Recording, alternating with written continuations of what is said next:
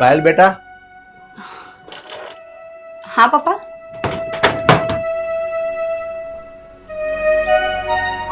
શું કરે? બધું ઘરકામ પતી ગયું? હા, બસ આ થોડા કપડાં મૂકવાના હતા, એ મૂકતી હતી. બેટા, મારે તને એક વાત પૂછવી છે. હા પપ્પા, શું વાત છે? પૂછો ને. બેટા, મેં તારી સગાઈ એક મૂંગા છોકરા સાથે નક્કી કરી છે. તને કોઈ વાંધો તો નથી ને? અને બેટા, તારું મન તો કોસવાતું નથી ને? પપ્પા, મને ગમ્યું તો નથી, પણ કઈ દીકરી એવી હોય જેને ખોટ ખાપણ વાળો પતિ ગમે? બેટા, હું જાણું છું કે કોઈ છોકરી આવું પસંદ ન કરે, પણ આ લગ્ન જીવન એવું વસ્તુ છે કે જેમાં સંપૂર્ણ પાત્ર કોઈને મળતું નથી. કોઈને કોઈ વસ્તુ તો જાતિ કરવી જ પડે છે. અને પપ્પા, તમને તો ખબર જ છે કે દરેક પત્ની માટે પોતાનો પતિ જ સર્વસ્વ હોય છે. જો તેનો પતિ જ મૂંગો હોય તો પછી એની દુઃખ, એની વ્યથા, એની પીડા એ કોને કહી શકે? જો બેટા, પેલી કહેવત છે ને, કંઈક પામવા માટે કંઈક તો ગુમાવવું જ પડે છે. અને આ મોભાદાર જીવન જીવવા માટે તારે આટલું તો ગુમાવવું જ પડશે. અને તને ખબર છે, આ રાધાબેનનું ઘર સુખી અને સંપન્ન પરિવાર છે, અને ત્યાં તું રાજ કરીશ, રાજ. પપ્પા, મને એટલી તો ખબર છે કે તમે જે વિચારતા હશો ને એ મારા માટે સારું જ વિચારતા હશો. એટલે તમને જો સંબંધ મંજૂર હોય ને તો મારી હાથ છે. મારી દીકરી, તું ડાય અને એટલી સમજદાર છે. મને ખબર છે તું ત્યાં દુઃખી નહીં થાઈશ.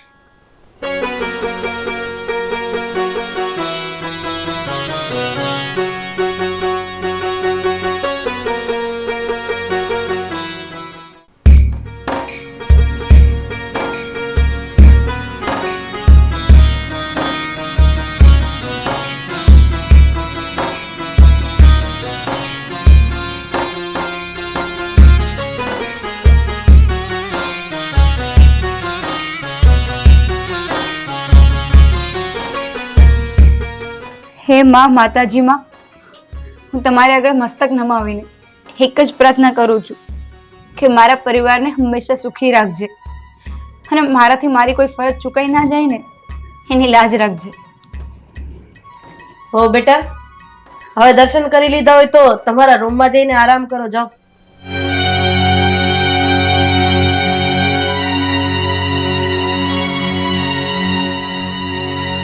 હાલો વ્યાન.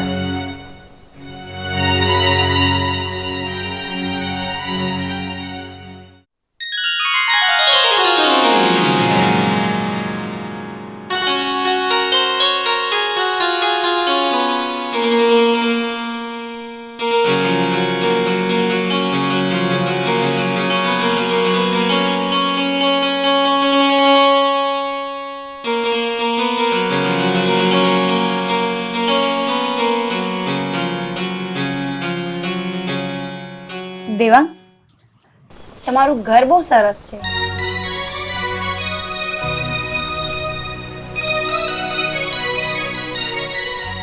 હા, આપણા બંનેનું ઘર બહુ સરસ છે. દેવાંગ, તમે ક્યારથી નથી બોલી શકતા? કે પછી જન્મથી જ આ પ્રોબ્લેમ છે? દેવાંગ, હું સમજી શકું છું કે જેના મોઢામાં જીભ ના હોય ને એની વેદના કેટલી હોય છે, પણ તમે ચિંતા ના કરતા.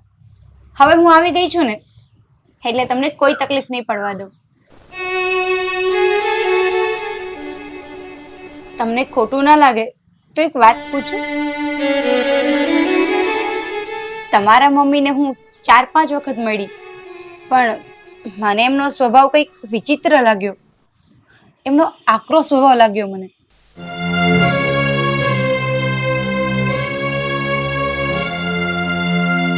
કેમ તમારું મોઢું પડી ગયું? હું તમારા મમ્મી વિશે આવું બોલી એટલે તમને ના ગમ્યું? સોરી, હવે હું નહીં બોલું. સારું, તમે બેસો, હું બંને માટે ઠંડુ પાણી લઈને આવું.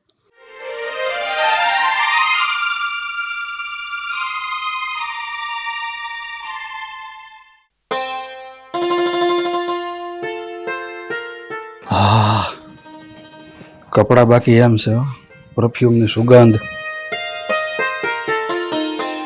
આ દેવાંગના લગ્ન પતી ગયા ને એને 2 દિવસ થયા, હજી આ નવા કપડા પહેરી કેમ આમ આટા મારો છો? અરે કેટલા વર્ષે મેં આ નવા કપડાં પહેર્યા, બહુ સારા લાગે છે. હજી બેગ દી પહેરવા દે નહીં. તેમાં હરક પદુડા હું થાવ છો?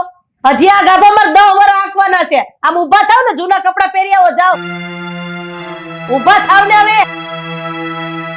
હવે એમાં એટલું બધું વિચારવાનું ન હોય. એકવાર કીધું ને એટલે ઊભું જ થઈ જવાનું હોય. હાલો.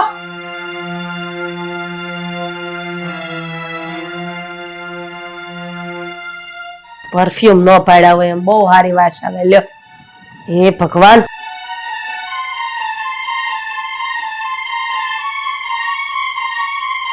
સાંભળી લીધું ને તે પણ તારા સસરાને કીધું એ? આ ઘરમાં હું કહું ને એવી જ રીતે રહેવાનું. પ્રસંગ સિવાય નવા કપડા નથી પહેરવાના, એટલે નથી જ પહેરવાના. સમજાઈ ગયું?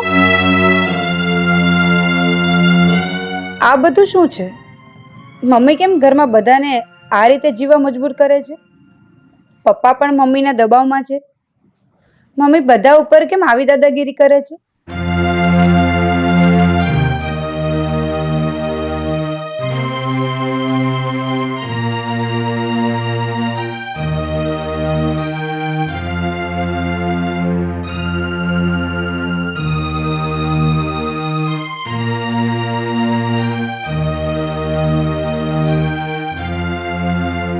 પપ્પા, મમ્મી કેમ તમારી સાથે આવું વર્તન કરે છે? એ કેમ એમની મરજીથી તમને જીવવા માટે મજબૂર કરે છે? તમે તો એમના પતિ છો, છતાં પણ એ કેમ તમારા પર હુકમ ચલાવે છે? અને તમે ચૂપચાપ કેમ બધું સહન કરી લ્યો છો? બેટા, આ બધું જાણવાની તમે કોશિશ ન કરો. તમે આ બધું જાણશો ને તો તમને દુઃખ થશે, મનમાં પીડા થશે. ના પપ્પા, તમે મને બધી વાત કરો કે મમ્મી તમારી સાથે આવું કેમ વર્તન કરે છે, આવો વ્યવહાર કેમ કરે છે? બેટા, કેટલાક પ્રશ્નો એવા હોય છે ને કે જેનો કોઈ જવાબ નથી હોતો, એટલે તમારા આ પ્રશ્નોનો જવાબ મારી પાસે અત્યારે નથી.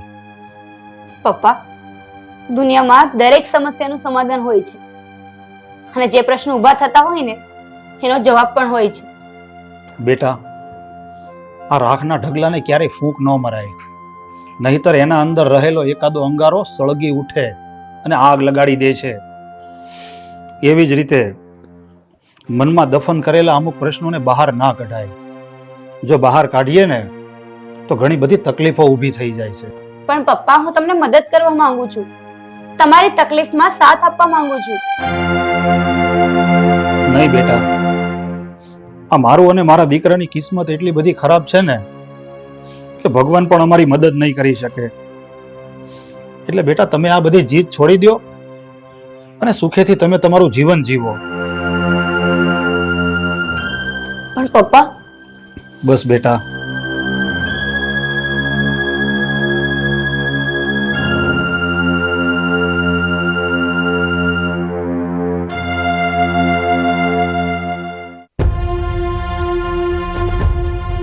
આ બધું શું છે? દરરોજ છે ને આ બિસ્કિટ ને સૂકા મેવાની બધું નથી ઉલાડવાનું. આ ગરવામાં ભાખરી ને રોટલા પડ્યા જઈશે, ટાઢા ઉલાડવા માંડો. મમ્મી, તમે આખા ઘર પર શું કામ આ હુકમ ચલાવો છો? શું કામ તમારી મનમાની કરો છો? ખબરદાર, જો મને સવાલ જવાબ કર્યા છે તો અરે મેં મારા બાપને જવાબ નથી આપ્યો તો તું મને પૂછવા વાળી કોણ? પણ મમ્મી, આ બધું ખોટું છે. તમે પપ્પાને, દેવાંગને અને મને આવી રીતે દબાવી ના શકો. તમે જે કરો છો એ ખોટું કરો છો. શું સાચું છે અને શું ખોટું છે ને એ તારે મને શીખવાડવાની જરૂર નથી. એક વાત કાન ખોલીને સાંભળી લેજે, આ ઘરની અંદર એટલું જ થશે જેટલું હું બોલીશ. વધારાનું તારે મને કઈ કહેવાની કે બોલવાની જરૂર નથી, નતર તારી જીભડી ખેંચી લેતા વાર નહીં લાગે.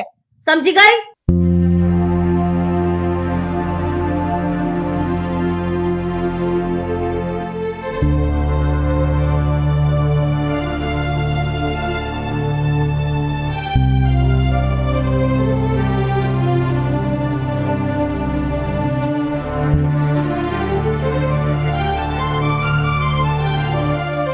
સાંભળે દેવાંગ, તારા નવા નવા લગ્ન થયા છે એટલે તું ઘર સંસાર માંડે ને એની સામે મને કોઈ વાંધો નથી, પણ એક વાત કાન ખોલીને સાંભળી લેજે, તારે સંતાન પેદા નથી કરવાનું, કારણ કે આ ઘરનો વારસદાર મને જોતો જ નથી. સમજી ગયો કે પછી બીજી ભાષામાં સમજાવું?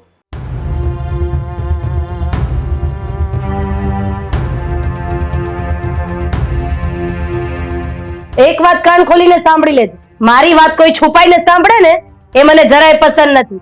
અને હવે તે વાત સાંભળી જ લીધી છે તો તુંય સમજી લે, આ ઘરમાં મને સંતાન નથી જોતું એટલે નથી જોતું. સમજી ગઈ?